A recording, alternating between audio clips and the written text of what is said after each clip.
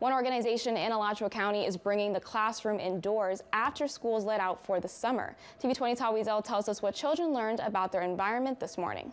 Members of the Alachua Conservation Trust are kicking off the start of summer with a nature-themed family fest. Tuscaloosa Preserve is known for its eye-catching scenery, which also happens to be the habitat of dozens of organisms. It's an absolutely stunning, unique place in Florida to be able to explore, so we're really happy to have the kids out here today. ACT hosts the Creekside Environmental Ed for Kids program, dedicated to teaching children about the environment and the animals that thrive in it. Especially as we move into this new age where a lot is technology focused.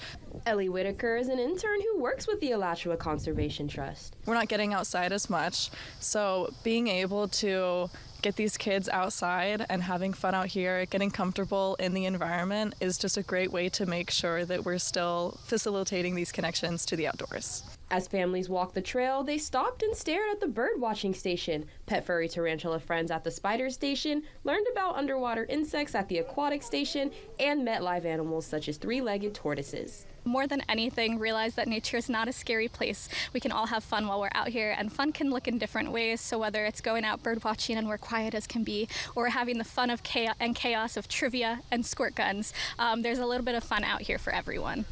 Organizers say they're aiming to host more squirt gun and trivia-filled events to get the community excited about the land they inhabit. In Micanopy, Wiesel, TV 20 News.